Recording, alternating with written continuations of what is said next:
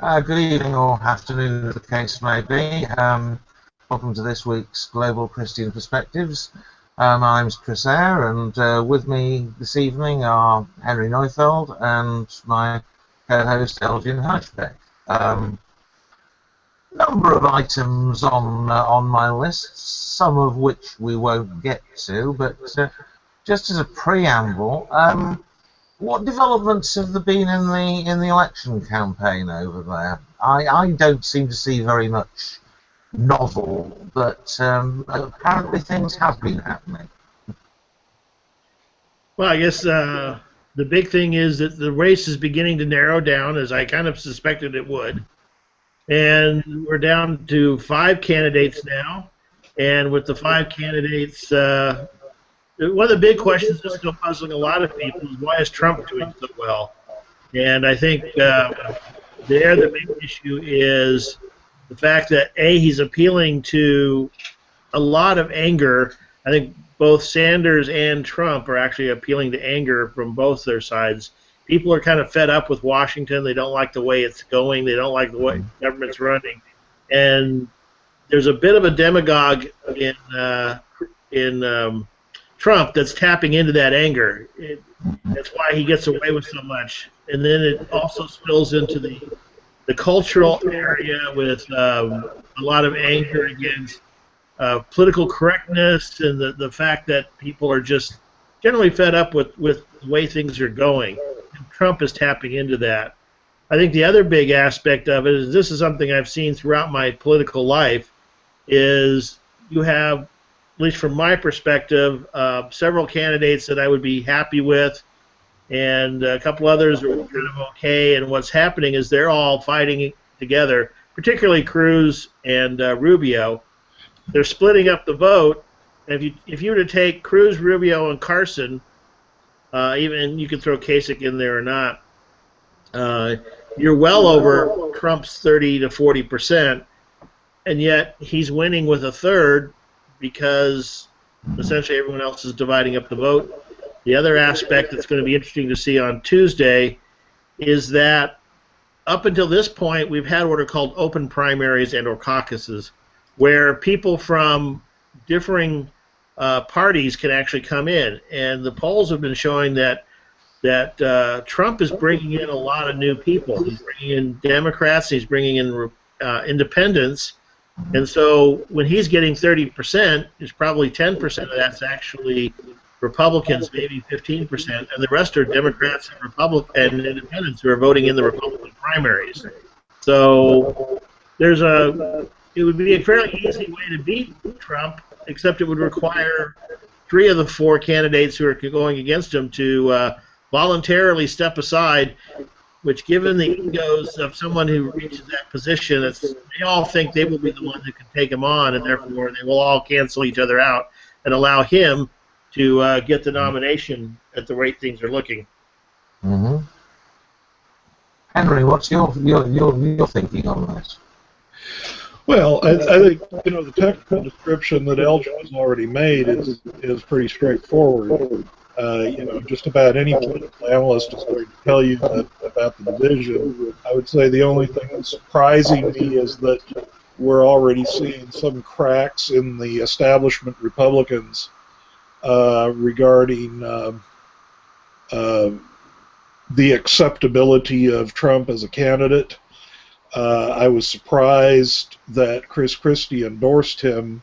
I don't think it's very important in terms of how many votes Trump is going to get directly. In other words, it's not like millions of people across the nation are going to say Chris Christie decided to support Trump, so we will too.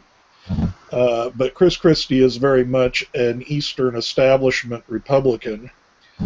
He's occasionally tried small overtures toward conservative Republicans, but I don't think no conservatives that I know have bought Chris Christie as a good conservative Republican candidate. And so it's just interesting to me that somebody from what would really be thought of as the establishment side endorsed him. Now, and like I said, it doesn't matter that much that Chris Christie did it. Nobody was voting for him. Well, very few. Very few people were voting for him, which is why he dropped out. Very few people are going to decide to vote for Donald Trump because he endorsed him. But at the same time, the question is, does he show that there's a lot more give in the establishment? And that's important because of, superdelegates, which aren't as much of a factor generally on the Republican side as the Democratic side. But they are a factor. And so, that along with 2 congressmen endorsing Donald Trump changes it just a bit.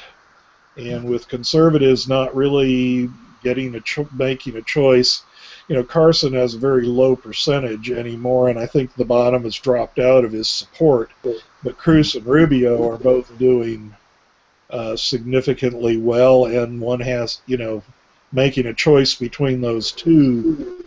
If it doesn't happen very quickly, it's very difficult to win the delegate race no matter what the votes are. So. Okay. I've got to say that from my point of view, Trump particularly reminds me hugely of a guy you may or may not have heard of called Nigel Farage, who's the leader of UKIP, otherwise the UK Independence Party. I was immensely embarrassed to find that they actually managed to get 11% of votes at the last national election. I would have been a lot happier if they'd managed maybe 2 or 3%. He's a buffoon, he's a populist, he's inconsistent, and he plays on xenophobia and Little Englandism, and I see Trump as being your equivalent, but as he's American, he's writ slightly larger. Well, I think that there's people have ignored one thing here about Trump a lot of the time trying to explain it. Trump is, and even through his business career, has been a master manipulator of the media. And that does not mean that he gets the media to comment on him favorably. And it's not necessarily even helpful for a politician to get the media to comment on you favorably. First of all, getting the media to comment on you is a good thing. So that you're getting talked about. But secondly, if you can build the hostility, and I'm sure he knows it, his advisors know it, he's just playing it very well. I don't find what he has done that surprising. I found the ineptness of the opposition a bit surprising, but probably that was over, how shall I say, excessive optimism on my side, that I would have thought that we would have had more competent campaigns, going against what Donald Trump is doing and recognizing where he's coming from and dealing with it. But, Elgin is right. It's happened a lot of times.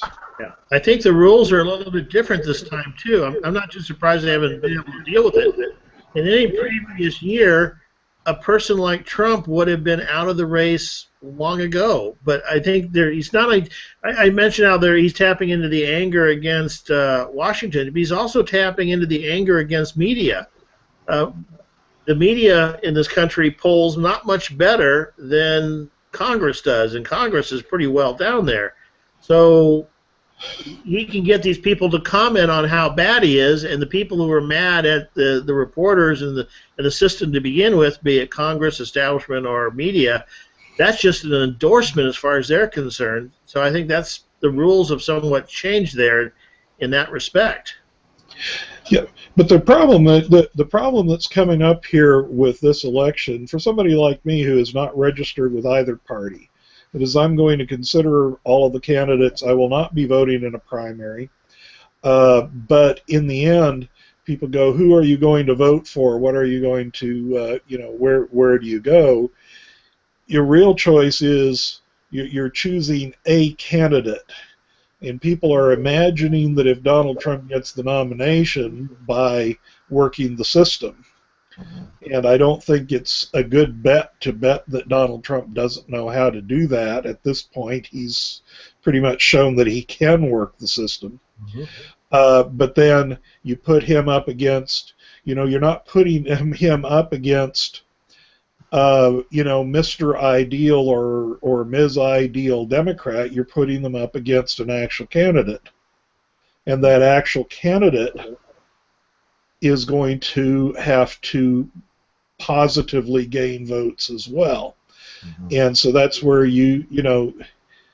this system does allow, because when it comes down to November, it's going to be a choice between two people. And this system does allow, like I said, you're going to make your choice then. I mean, that's the. And as an independent, I'm probably not going to like it, but as an independent, I don't actually expect to like it. I mean, I haven't liked it for a long time. Otherwise, I wouldn't be an independent. I'd be registered in one of the parties. Yeah, I haven't liked it for a long time either. So. Well, by the way, we've got somebody on the Q&A with a question. Let me bring in here. Okay. Okay, and this question is for you, Chris. Yeah. It says, Chris, what do you think Americans don't understand about democratic socialism that might help them see Bernie Sanders in a more favorable light? I think that there's a tendency to equate democratic socialism with full-blooded socialism and then to elide that with Marxism. Democratic socialism works with capitalism to moderate the worst effects of capitalism, and it functions very nicely throughout most of Europe. Europe's economy isn't the greatest, but we do have several of the strongest economies in the world still. The Nordic countries have very good economies and probably practice democratic socialism better than the rest of Europe. It isn't the scary monster that it tends to be portrayed as in the States. Chris, can I ask you a question to follow up on that, which is, do you actually consider Bernie Sanders a democratic socialist? No, he's getting towards that direction to some extent, but he isn't a democratic socialist in the way that would be understood in, say Sweden or even Germany. To my mind, he's still too wedded to establishment ways. Okay, I thought that would be part of the perspective. You don't have anything as left-wing as democratic socialism, which we would think of as centre ground. I would say it's somewhat academic, and it's becoming increasingly so, because I don't see any way Sanders can now win with the way the votes are actually going out. He's just not polling as well as he would need to poll. He basically has to win every primary that's open, where they split the delegates by about 15 to probably now 20%, and he has to win all the winner-take-alls. And he didn't win Nevada, so he's coming up short. Yeah, Elgin's absolutely right on the numbers for Bernie Sanders, and I will say that, well, I have problems with his economics because I'm much more capitalist than you are, Chris, and I'm more capitalist by a significant margin than Sanders. Yet I'm attracted to him because I am very much anti-war. I think we've taken the wrong direction since the original Iraq invasion. in terms of how to combat terrorism on an international basis. And once Rand Paul was out of the Republican primary, I'm down to one candidate that has foreign policy that has any similarity to mine. And I knew Rand Paul didn't have a chance from the start. I never did expect him to go anywhere. But yeah, Bernie Sanders has a big problem with, and those superdelegates that I mentioned are a significant part of that. So he has to win enough regular delegates to overcome the fact that Hillary Clinton will have the vast majority of the superdelegates. And I would make a point there, of course, if Elgin is right and Hillary Clinton was indicted between now and then, that would make a difference. But on the other hand, I actually don't have the same expectation that he does on that. But that's predicting. That's more a matter of predicting what prosecutors are going to do. That's the only point I'm making in there is what I think they're actually going to do. Mm-hmm. And that's a little bit thin on the data as far as I can see. Okay, I have seen some opinion from the states that says the superdelegates on the Democratic side shouldn't be regarded as fixed in stone, because if the other delegates go thoroughly in Sanders' direction, there's a likelihood that the superdelegates won't go against that. Do you have any feelings on that perspective?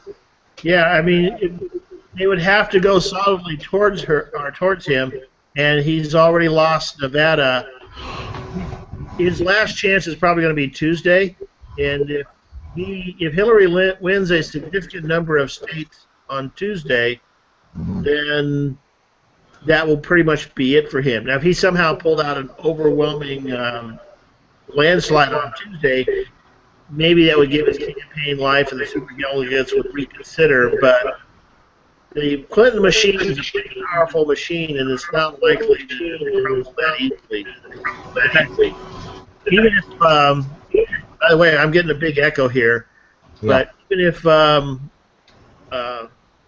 Hillary was indicted, which I think she will be, either that or we have no law left. I don't hope the Justice Department is not that politicized, but even if she was indicted, I don't think that would help Bernie. I think what you would see is either John Kerry or Biden jump into the race, and the superdelegates would then go to him, and that would take care of, that would be our next nominee. Probably, my guess, Biden.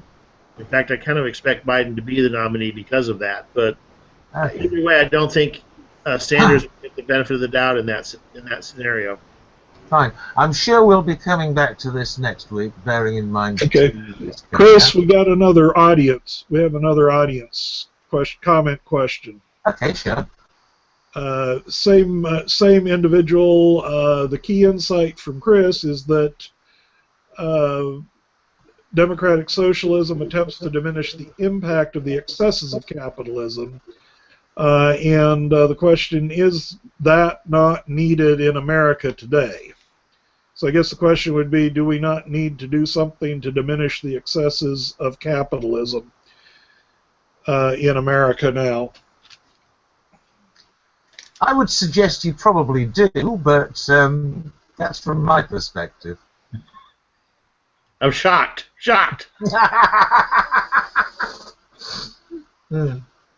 Well, I suspect that I'm not quite as fully capitalist as Elgin, but one of my problems with finding a political party is that I am probably fairly right-wing on the economic issues. I am more left-wing on social issues and more libertarian on just a few points of legal issues, which means that I will never have a candidate that I like completely. So probably on that point, well, I have a very strong liking for Bernie Sanders for the simple reason that I already mentioned on the foreign policy issues. you know, I'm really not seeing that as much, although I do think I think most of our issues with capitalism are the things that make capitalism not function as capitalism, which is to say, where you have the business in bed with the regulators, where the regulators are making existing powers in business more powerful. And thus, instead of having a government versus business, you end up with government and, in certain businesses together against everybody. But I don't consider that to be capitalism. Now, I've classified that as crony capitalism, and I would agree that it's one of the big problems at the moment, is that crony capitalism is swallowing up, basically, that's why you see Wall Street getting so rich and government getting so big, is there's a nice big feedback loop between them. And it's the smaller companies, the entrepreneurs, that are having all the trouble. Isn't that inevitable when you allow so much money from business to go into political campaigns? Aren't you going to get payback? I think it's inevitable whenever government gets this big. You multiply the number of people, and you diminish the accountability by putting things off to regulators. There's just no way that you can keep business from getting, business and government working together. It's just going to be the nature of things. I don't find, actually, that regulation tends to work massively in favor of business here, but an awful lot of our regulation is determined at European rather than national level. So, I don't know, I might have hoped that your federal government would work a little more like Europe does on that front.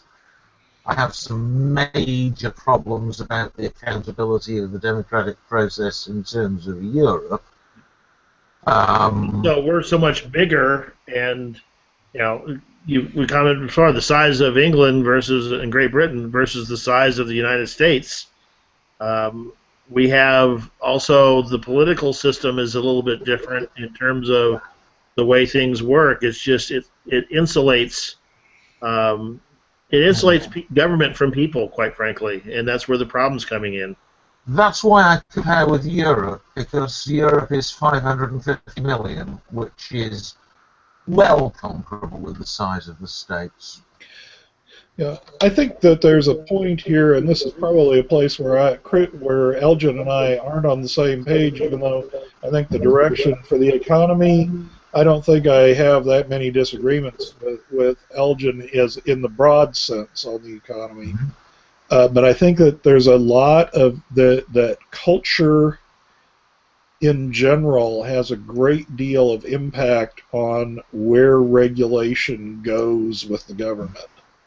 And that is when you compare, say, the United States and the Nordic countries. I do think that you have to consider the cultures involved over what level of what activity is going to work.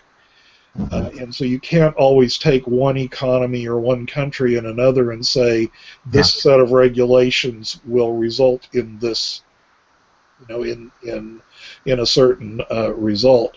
Part of the problem here in the United States, in my view, is that at a popular level, there's very little understanding of what a theoretical capitalism would be. That is, what is seen as capitalism is what Elgin just called crony capitalism, which is to say you have the pro-business and the anti-business is kind of, rather than the pro-level playing field versus let's create the playing field the way we want it if we can afford to do it. And that's, to me, for most of my political life, that's where I've seen the candidates. Nobody is really advocating the kind of environment that would be good for a business like mine. Remember, I have a business that employs myself and also sends out by subcontracting, I do provide additional level to the economy. But when the government here talks about small business, they're talking about less than 200 employees. Ah, yes.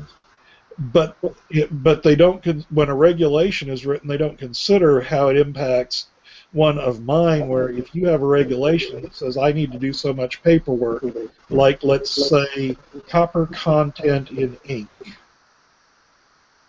Okay, so I have to do the same amount of paperwork as somebody like HarperCollins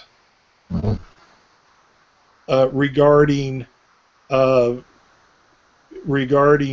how the content of the print on the page. Now, I'm not even a printer, but what I have to do is get the paperwork from my printer, and then I have to certify things like I don't produce children's books. If I produce children's books, I mean, there's a great deal of paperwork, and I'm one person. Yes. And the regulators don't consider that. Now, I have some neighbors who, husband and wife, have a business making crafts, and it includes toys. Mm-hmm. They have to have the level of testing of a major corporation that's a toy manufacturer in order to provide, let's say, a painted wooden train set that they sell in a small market. And I'm not saying that there is no need for safety in that state, but what I am saying is that our regulators have no consideration for the impact a great deal of the time. And we had something of the same problem at one point here when health inspectors started trying to apply EU regulations on food handling and safety to women's institutes and church bazaars cake stalls, which is, I suppose, Girl Scout cookies would be an equivalent in the States. And that was squashed over here. Over here, most small business has a much more relaxed regime consistent with reasonable safety. Yeah. Well, it depends. I mean, and there is advocacy for it, and sometimes it happens. This is where I'm talking about the culture, and part of if you want to go back to your first thing, part of what fuels Donald Trump's success is, even though I look at it and say the world, nor I nor anybody will be better under Donald Trump. I happen to dislike him with a fairly strong let's say very strong dislike. But at the same time, I fully understand that people who are sitting around saying, I can't get any attention to the problems that I have just getting through the day, fall for somebody who will yell for them. Okay. It's unfortunate, but the political class needs to do some more listening to the people who do have the problems, so that they don't feel that way, because people who are completely unempowered. And I don't mean we have to win. There are regulations I need to follow. I understand that. I don't have to win everything. But people need to be heard, or they're going to fall for the first demagogue that will pretend to hear them. Yeah, that's the category I'd put Trump into. I actually don't know if we would be better off or worse off with Trump, because I actually have no idea what he would actually do once in office. Politically, he's been all over the map. He's supported. He's been on for and against virtually every issue you can name. He's been anti-war, pro-war. About the only thing he hasn't been against is himself. He's always been pro-Donald Trump. But beyond that, I don't know what he will do. And that almost scares me more than knowing that he'll do something bad, though, because it's like being rudderless.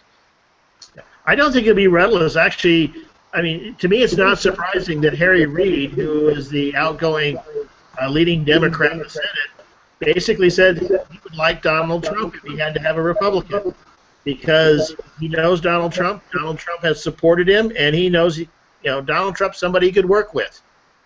You would think that would kill his campaign because of people being upset within the Republican Party about all the, concessions to the Democrats. But I don't know what he's going to. That's one of my big problems. I really don't know what he would do once he got into office. Well, we've got to the halfway point on what I thought was going to be just an opener. And usually at the halfway point, we introduce ourselves and anything we're pushing by way of books we've written. And of course, Henry has an entire stable of authors to push. So I'm Chris Out. I'm one of Henry's editors, and I blog at airlines.energy.net. That's me. Elgin? Oh, okay. I'm Elgin Hushbeck. I'm one of Henry's authors. I've got 4 books with him. I publish a twice-a-month column at the Energeon Discussion Network. So I've got one coming up on biblical modern socialism and the Bible, which I'm sure will just make you feel all warm and fuzzy, Chris. So, Henry, everybody knows you already, perhaps? Well, probably most of the people viewing this, I'm not going to push anything in particular today other than the Energeon Discussion Network, where we've had several very good posts recently, and I think that we're actually seeing better and better, some really solid discussions going on, ongoing on issues including same-sex marriage and all the way out to, capitalism. Today's post was about science and religion, and of course I like to advertise the books with those. But a good way to let me advertise books is to get people to read and join the discussion. And if you comment, you can win a free book every week. We go through the comments, and for those who are not people who are either my authors or work for me or whatever, and give away a book. And then, of course, there's this program every week, which I don't usually do because politics is kind of the bottom of my list of what I try to keep. Sound. Well, it's nice to have you with us this week. One other item I'll pick up from the start list, which is the issue where the court's ordering Apple to create new software in order to break into iPhones beyond their existing encryption.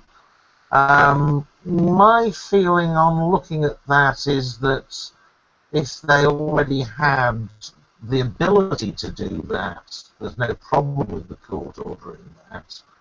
But there's a really major problem with the court ordering them to create new software for the purpose. Elgin, you originally brought this up. Do you have some feelings on the point?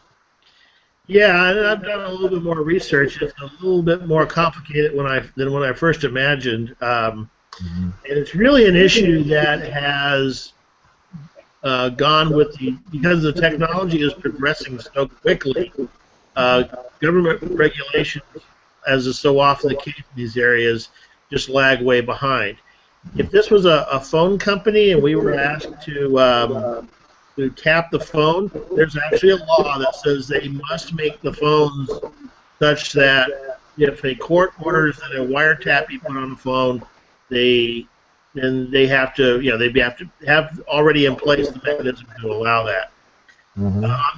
Here, this problem is Apple has sold this phone, and there's a big. It's going to probably turn on whether somebody in the company already knows how to do this. If they know how to do it, but they just haven't done it, then they can order them to do it. If it requires research and development, and that's going to be a very broad term, then they may not have to. One other factor here that's often overlooked is that the owner of the phone wants it cracked, because the owner of the phone is the city of San Bernardino. And so they have given, it's not like we're trying to go into somebody's phone and against their will and get into it. The city of San Bernardino owns the phone, and the city of San Bernardino has asked that the phone be cracked. So in terms of legal, there's a warrant. That's all. We're not asking to go into people's phones that are not. My guess at some point when they write a law similar to regular telephones, saying that if you have a legal warrant and the court orders it, there has to be a way to get the information off the phone.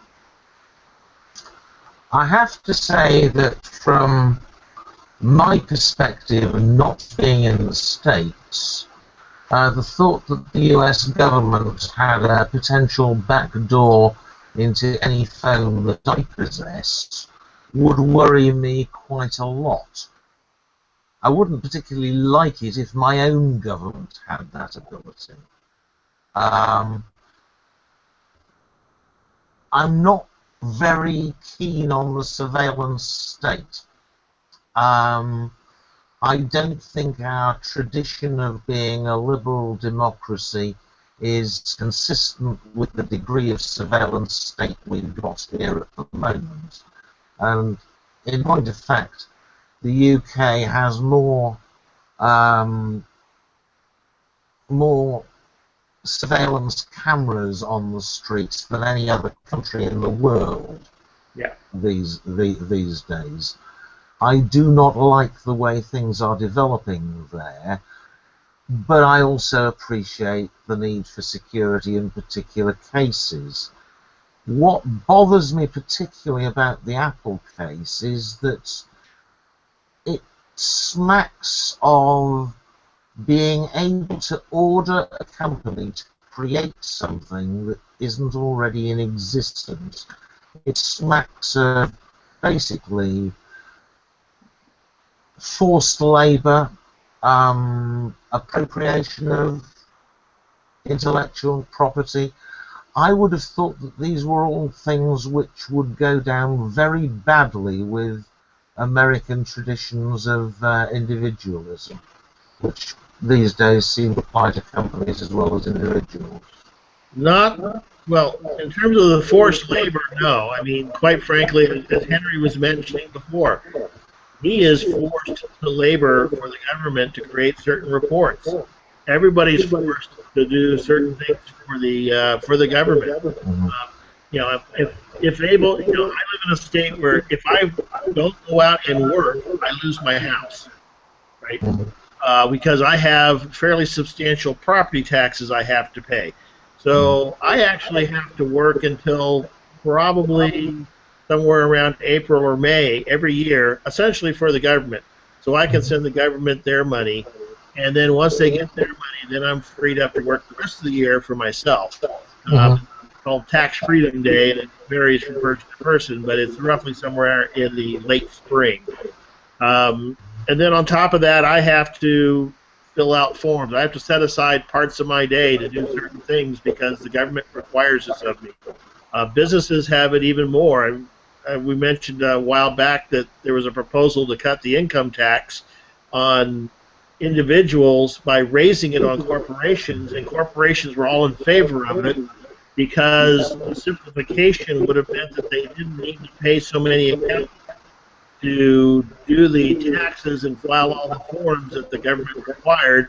And even though they were going to pay higher taxes in terms of rates, they were actually going to save money because they didn't actually have to pay for all the accountants that they currently have to. So the concept of the government forcing you to do something, even though it costs you money, and that ship sailed a long time ago. I would actually see a distinction there in that you don't actually have to do the work which occasions you having to pay the government. You have a choice there. In the case of Apple, they are attempting to force Apple to do specific work, which is a bit like saying, "Hello, Elgin, we'd like you to go and dig a trench down the street." Well, I said it does determine a bit on whether somebody in the company already knows how to do that. If it's going to be a very fine line as to is this research and development, or did they design it such that someone there knows how to do it, they just never done it, they've deliberately not done it. I could see that going either way, and it's kind of a factual question. I would expect at some point in the future they will pass a law similar to the telephone companies, that whereas the telephone companies, they have to design their equipment that didn't exist. They have to design that equipment such that a wiretap is possible should a court order be issued. And whether they can be retroactive to the iPhone is an issue, but going forward, I would expect to see that. Chris, might I make a suggestion here with echo? If each of us that isn't speaking were to mute our microphone, we may improve the audio here for people if we mute while we're not speaking. Do my best. Do you have any feelings about Apple while you're about it? Oh, well, I'm about that. If I have feelings about Apple, well, yeah, I think that there's a couple of issues here. One is, of course, what you've already discussed, the generation of new technology that doesn't exist. Now, the filing that Apple has made suggests that they have to develop, not just hand over to the government, but develop the software in order to hand it over. I think that will be a problem. But I don't know enough of the law to know how that's going to go. It just looks like I see the distinction. I would like to point out another legal distinction, however, and a distinction that kind of puts a wrench in the idea that one couldn't force Apple into this position with what Elgin mentioned about the phone company. If the phone company is going to create equipment that encrypts your phone call, the government has to have the ability to decrypt in order to wiretap, provided that they have a warrant. And so that is, and that's similar to being required when you make a DVD player to support certain copy protection technologies. That's regulated also. But in addition, here you have the point that a smartphone nowadays is not just a phone. So when you when you're doing the back door, it's almost like saying not only must the government be permitted to have access to what I say on the phone, but I have to cut a hole behind my file cabinet so that they can pull the drawers out backwards and take my files. I put a high degree of protection on my tablet, for example. I keep a very high level of security because not only do I have my own business information, but because besides the publishing business, I also do IT work.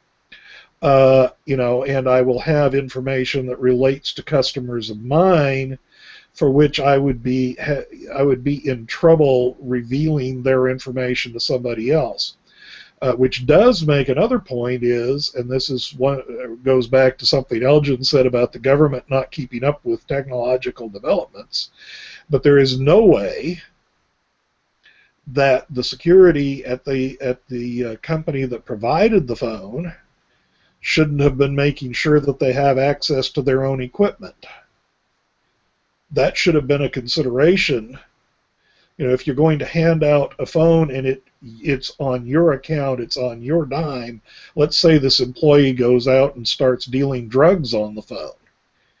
That'd produce all kinds of interesting legal issues. But this county office, which owns the phone, doesn't apparently keep access. Now a good knowledgeable person could probably lock them out in any case, but they should be on occasion saying, okay, we have the right and we can't, and we also have the ability, to access your phone. Okay, don't think there's anywhere else to go with that. The item that I thought was possibly going to overspill, and it's definitely going to overspill at this point, was I found an article saying, what are some things that citizens of the USA most likely don't understand about the world? And I bethought myself, particularly early days on the internet, when I first got involved in posting on forums. Most of the other people posting there were Americans, and I came across some very strange assumptions. One of them, which was top of my list, was that everybody, including me, would prefer to be American if they could, which I found remarkably bizarre. And I think quite a lot of other nationalities would also find it bizarre. And the idea that as Britain was the previous top imperial power and had lost that, we'd now be jealous of America as the current top imperial power, though some of the people I talked to were a bit reluctant to accept that America was an imperial power at all. There are lots of other things along those lines. What have you come across that perplexes you about the way other nationalities operate? Well, I would say somewhat in either explanation or defense. I would say it's not just related to other countries. I think people in one region of our country, for example, I work for a corporation that's in Boston, and I work here, and we have cultural differences between those two areas, the New England area and the Midwest area. And having lived in a number of places throughout the United States, different areas have different cultures within the United States. The West Coast is much different than the Midwest, which is much different than the East Coast. And I assume Henry has moved around enough to know that we could probably talk about the differences in Florida, and maybe even within Florida, the difference between living in the Panhandle and living down on the Miami coast, for example. So I think there's a tendency for a lot of people to think that the way they do things is the right way to do things, and why would anyone ever do it differently than the way they do it? It's unfortunate, but I think it's very common, which I think one of the reasons that this interchange is so valuable, that we do get a perspective from both left and right, and from England and from the United States.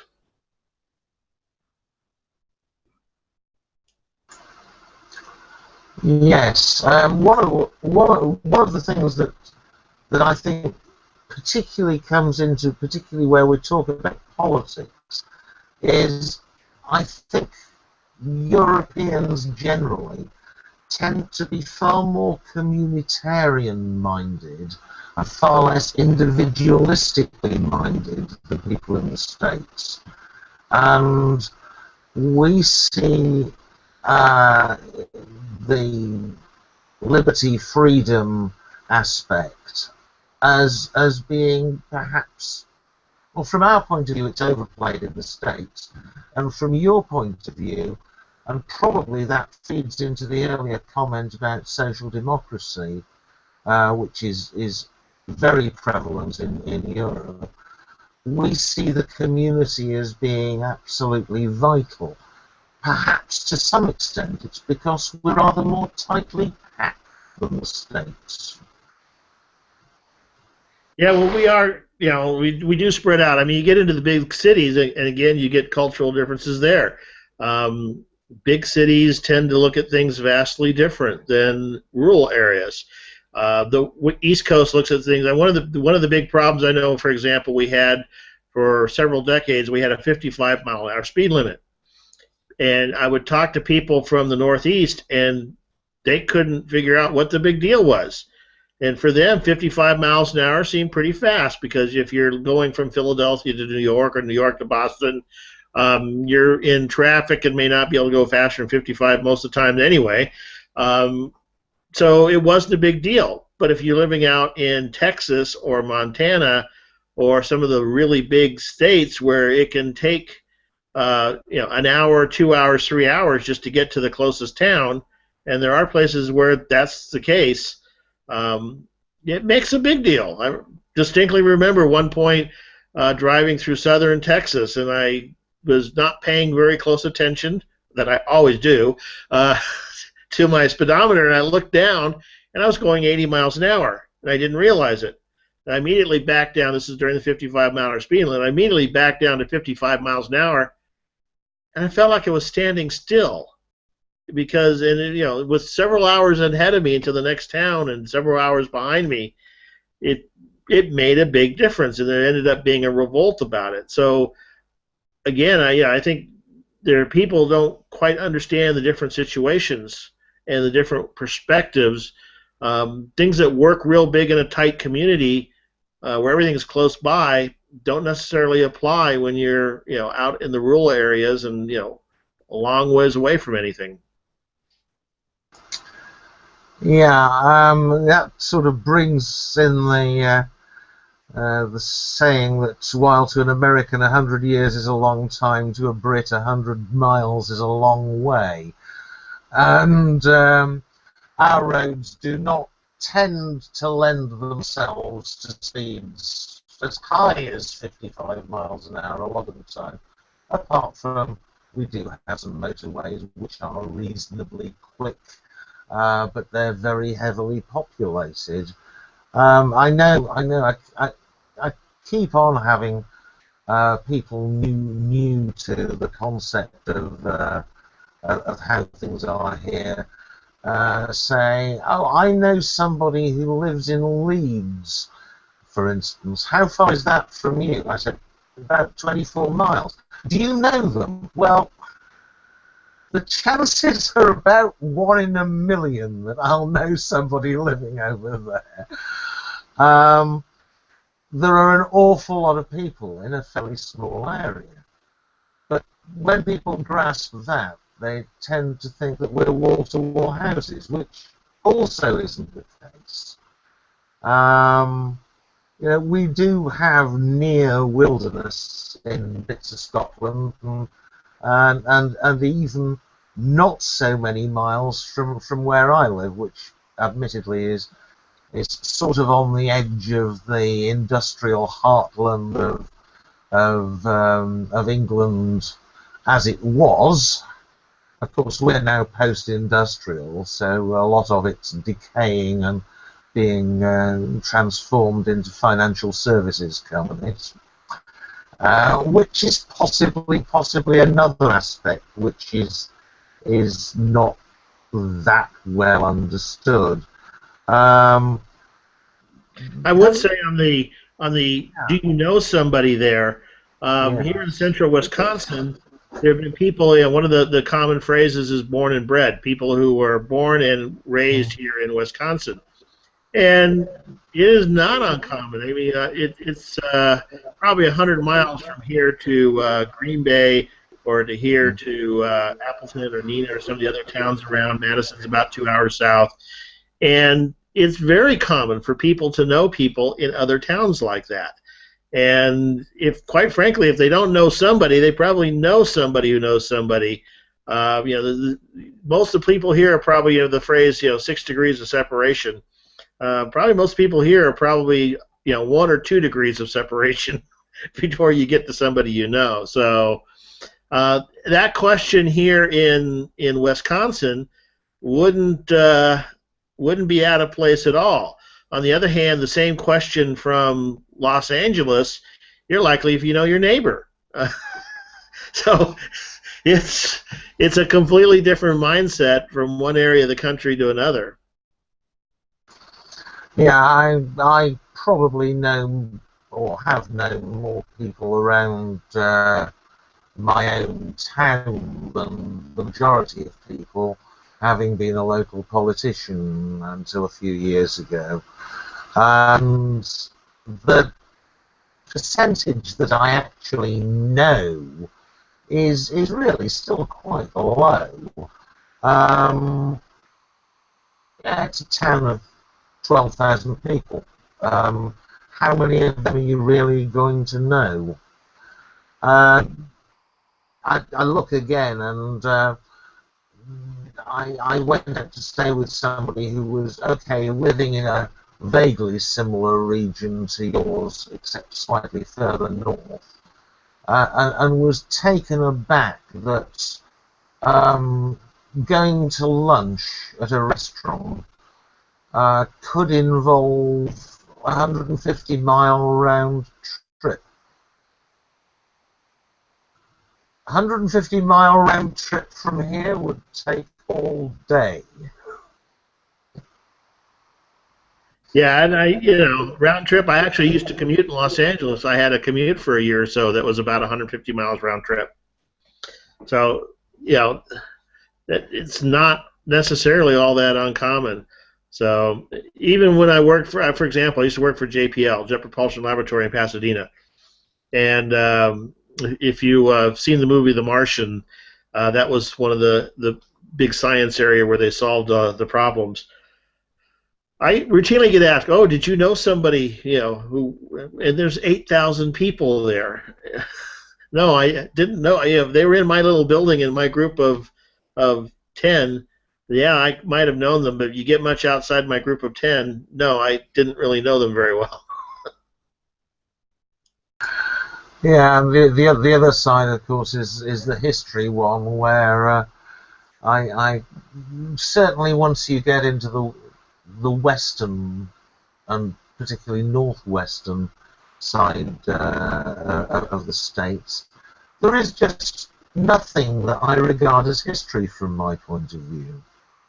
I've met people over there who hear that I live in a house that was built about 200 years ago and think that it's a historic landmark. It isn't.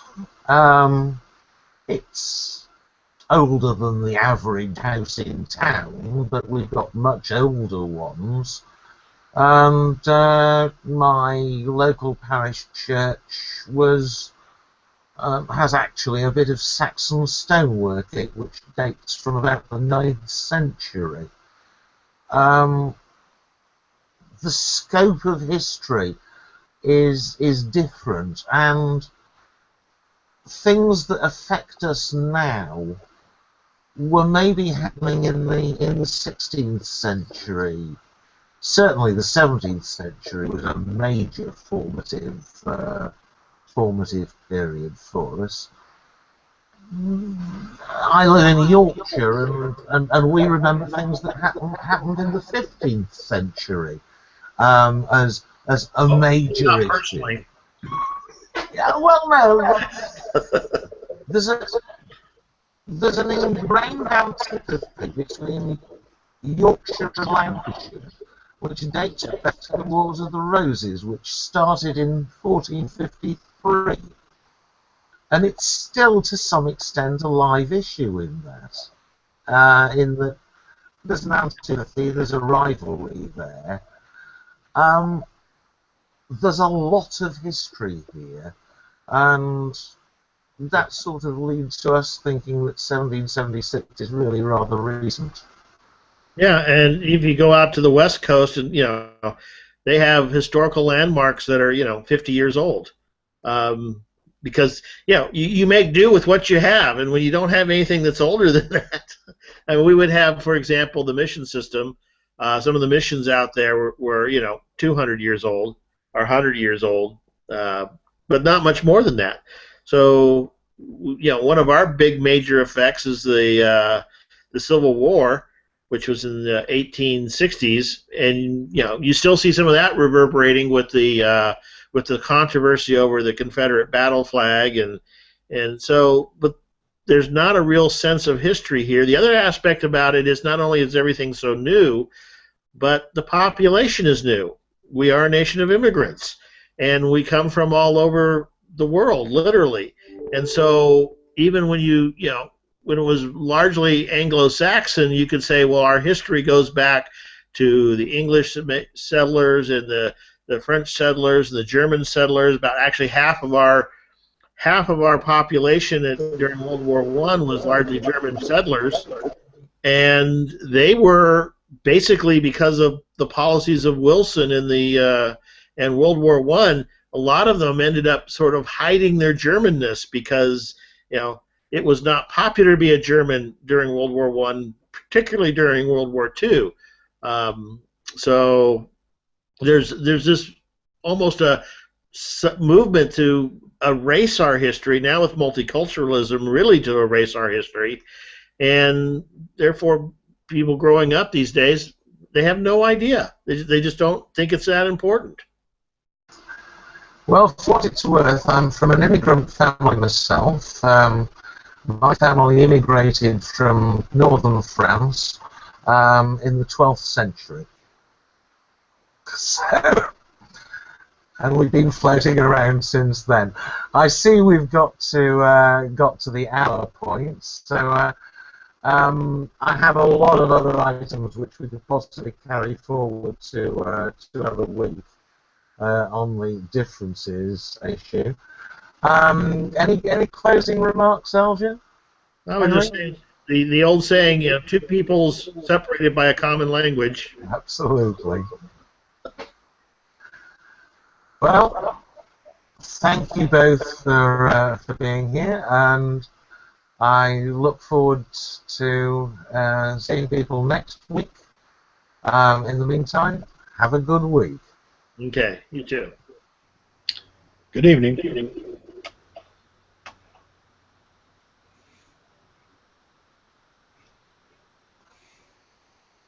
And hopefully Henry will hang us up.